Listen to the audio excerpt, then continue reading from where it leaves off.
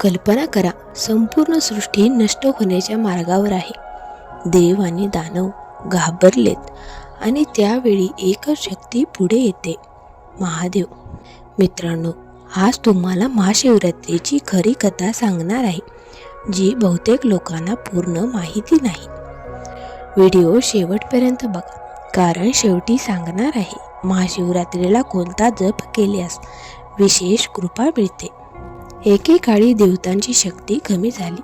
दानवांनी स्वर्गावर ताबा मिळवायला सुरुवात केली. मग भगवान विष्णूंनी उपाय सांगितला. समुद्र मंथन.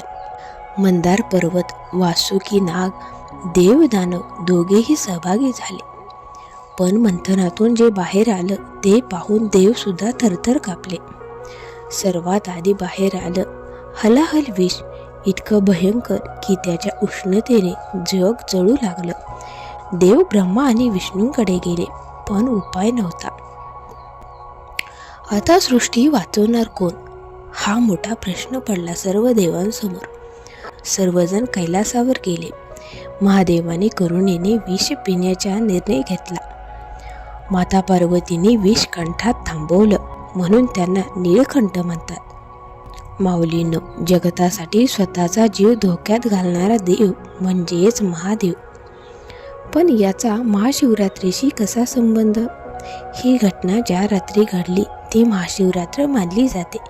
त्या रात्री जागरण, जप, उपवास केल्यास विशेष पुण्य मिळते. पण महाशिवरात्रीला एक चूक बहुतेक भक्त करतात. तर काय करतात ते पाहूयात आपण. माऊलींनो, अहंकार सोडा, अहंकारात राहू नका. मनावर संयम ठेवा, ताबा ठेवा. शिवलिंगावर पाणी घाला, बेलपत्र अर्पण करा आणि ओम नमः शिवाय हा मंत्र 108 वेळा जपा. महादेवाने विष पिऊन जग वाचवलं, आपण फक्त श्रद्धा ठेवायची. माऊलींनो, तुम्ही जर महादेवाचे भक्त असाल तर कमेंटमध्ये हर हर महादेव नक्की लिहा.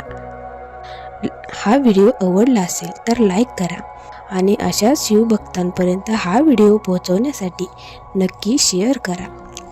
आणि अशाच माहितीपूर्ण आध्यात्मिक गोष्टी जाणून घेण्यासाठी चॅनेलला सबस्क्राईब नक्की करा.